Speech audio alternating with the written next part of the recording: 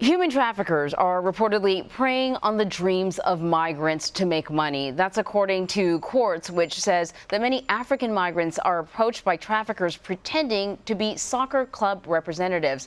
They're able to lure young boys and men away from their families with promises of future superstardom.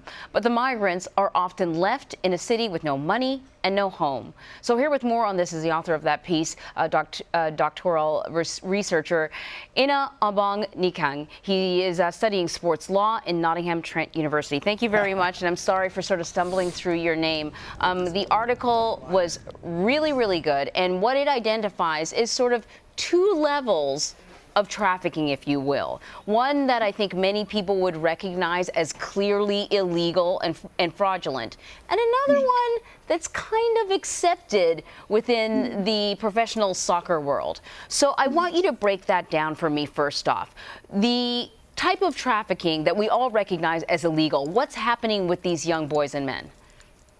So what's happening with the young boys is essentially they're promised a life of superstardom. So they could tell them that they're going to be the next Ronaldo, Messi, whichever soccer superstar you can think about, especially or an African player, maybe Kanu or Kocha, who is more familiar to the Nigerians or the Africans in general. And they are told these things and they believe them because oftentimes the trafficker is a well-dressed, possibly Caucasian man in the suits, making these promises and assumptions, and they don't have the capacity to not believe what this man is saying. Mm-hmm.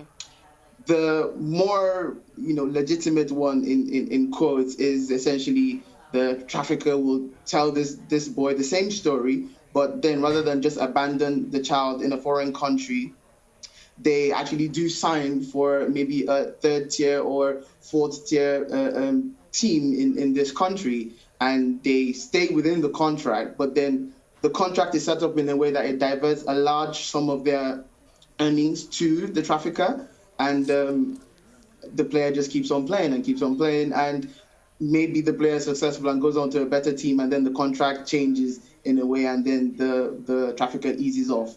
But the initial contact or the initial contract is set up in a way to, be detrimental to the minor. Right. It's almost like a sort of a form of indentured servitude. Their agents, they take these exorbitant fees, and these young men really don't even realize that, they're getting taken for a ride while they're playing soccer. So one is part of the system. The other one is clearly illegal. For the young men and boys who are just abandoned when they get to the other end of this process, they show up in Europe thinking that they've signed for a team, and there's no team and there's no one. What happens to them? I think then it just transitions into the more common level of trafficking that we all know, which is, it goes into exploitation, labor exploitation, sometimes sexual exploitation. Sometimes they join gangs and in order to survive, because the trafficker or the person who transported them has taken all their travel documents and their identity, and there's no way they can get a legitimate job in this foreign country. Mm-hmm. So it just transitions into a more generic form of trafficking once they are taken to this country and there is no football team waiting for them on the other side. So FIFA is this massive international organization with a lot of money and deep pockets. Yes. FIFA must be aware of this. What has the organization been doing, if anything?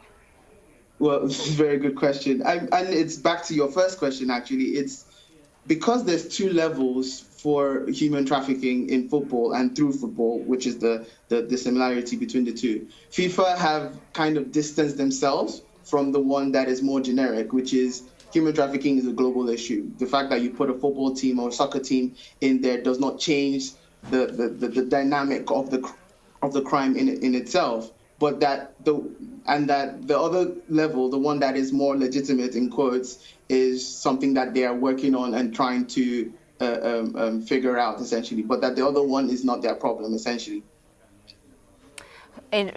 Okay, it's just like, it's sort of mind-blowing, because you would think that in the interest of maintaining the dignity of the sport, FIFA could have such an incredible influence. And I think as I was reading your piece, I thought to myself, how you stop this is FIFA, you invest in soccer in Africa. And so children don't feel like they need to leave to pursue their dreams. Yes, which is essentially what I am trying to pursue, or I'm trying to propose with my research. It's an idea that, oh, as it stands, is an idea amongst a number of Africans that they need to migrate, or they need to leave legally or illegally in order to be successful as soccer players. So I believe that if there's more investment, if there's more done structurally in African football, these players or these individuals will be less likely to fall for these, lies and scams of the agents. Yeah, I found the article really, really fascinating. I had a family member to share with the people. I had a family member who signed with a soccer team, very good player from Canada, but the entire contract was in French. And, his parents were excited. We were all excited for him. And you really didn't have a good sense of what they were signing. And when he got over to France, what they found was that he was playing a lot of soccer, but he was very young. He was 14, but he wasn't going to school because there were no English-speaking teachers. And so when I read, your article, I thought, wow, the levels of misrepresentation and deception, it runs deep to the point of, criminal exploitation. So I'm really glad that you're sounding the alarm, Ini. Thank you very much. Thank you very much for having me. But you're very correct about that scenario. It's not peculiar in that way. There's people from English-speaking countries that go to France that don't understand their contract, and they're, being held and exploited. Thank you. I really appreciate it. Great reporting. Thank you.